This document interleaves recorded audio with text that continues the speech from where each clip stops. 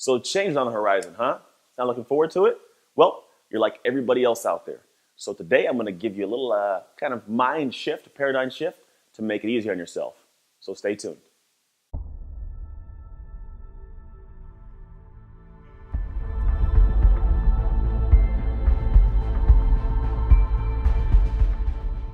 Hey, this is Anthony Trucks, your Hump Day Hustle. Make sure you get a chance to follow me on my Facebook, follow me on Instagram, as well as Twitter. Make sure to subscribe on YouTube by clicking this button right here. Make sure you visit me at anthonytrucks.com as well. But let's get into it. A lot of people have to change. They come to me all the time, Anthony, I got to change my ways to get what I want. I got to change my ways to do better in my relationship or change any part of their lives, right? But the problem is you don't realize is change is always difficult. It's met with opposition because it's different. There's a concept called homeostasis, which is our level of comfort. We're good at this. If you're a person that's used to craziness, you're good at craziness. If you're good at being calm, you like being calm. Like, it's simple, right? But if anything shifts you out of that, so if crazy becomes calm or calm becomes crazy, it becomes difficult for you to change. So I meet people all the time who are asking, Ant, how do I change? I don't want to, but I know I need to. And so I'm going to tell you guys some simple concepts to think about as you push forward towards making the change for the positive. First step here is this. Now, I have had to change in my relationship just to be able to keep it intact or the way it is. I've had to change in my business. I literally closed an entire gym that I'd had for 6 years and let some great people have to go find somewhere else to go. But the change for me was going to be tough, but necessary. The biggest thing I had to realize was change isn't always bad. See, change for the most part is very positive because without that positive change, you can't have the growth you need. So start thinking about change not as this crazy thing I have to do, but think of it as something you get to do because you're blessed with life. You're able to go out in the world and do things and watch this video, for example. So don't think of change always as negative. Think about the change at some point will be a positive thing for your life. Now, the next thing you need to think about when it comes to change is we are creatures of habit. Now, what that means is we just do things almost without thinking. And the homeostasis or level of comfort we're used to is usually a culmination of all the habits we have. So the first thing that you can do is start addressing back, what are the habits I have in life? How do I act when things get crazy? How do I respond when someone gets mad at me? How do I respond when someone's nice to me? How do I respond to things? Because those are habitual things you do. Or what's my daily routine? What are my daily habits of how I operate?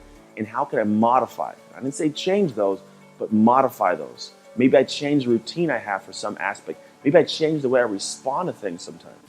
Because when you can change that routine, that habit you have, you'll make massive changes to things in your life later on. So start thinking about how can I look at this thing I have going on habit-wise to adjust it to have a change in my life for the better. Now comes the next part, and I believe the most important part in all reality. You must understand why you must change. Now, I don't mean why you want to change or why you think you should change. I mean why you must, because there's something in your life that desires your change, right? It could be a person, it could be a career, it could be a job that you want, whatever it is. But you have to have that really, really strong, I say, carrot to chase after to understand why you must make these changes, because that's going to be necessary for you to keep chugging along when things get tough. Now, the final portion I want to tell you about is the concept of how you look at the change. What the unknown result may be, because that's usually the biggest fear.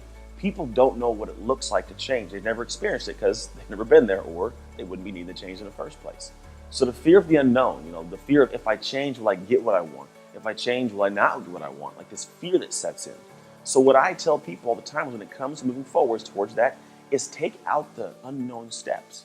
Literally write them down in advance and see, okay, I'm going to do this and then this and this, and write it down. If you only look at how I have to change the end result and don't see a path to get there, you won't take the steps necessary. If I tell you to cross a rushing river and you're looking at this river and it's like, well, I don't know how to get across, you're not going to step into the water.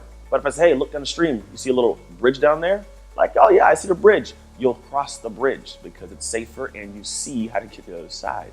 So what I tell people is when that fear sets in, create your bridge. Step back and start making some step-by-step processes of what you know you need to keep intact by having that huge drive to then have the change become a reality. Now, this is also a little bonus nugget to put in there is habits eventually set in. Change is once you get to the point of having these habits set in, change happens honestly automatically. Habits are only ingrained when you do the same thing over and over. You do it so much and so repetitively, even when you don't want to do it, that it eventually becomes odd and awkward if you don't do it.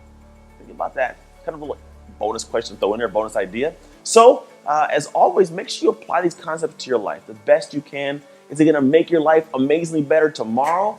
No. It takes time. So take time to apply these things. Put them out in the world, see what comes back to you.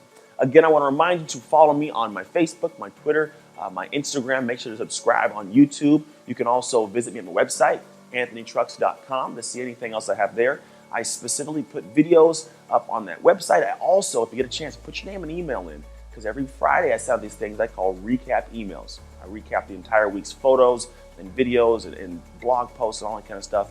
And I also include a really special message that I share with the world based on literally what's going on in my life that morning, because it's just something I get up every morning on Friday and write out to the world. But I only share it through email, so make sure you join that.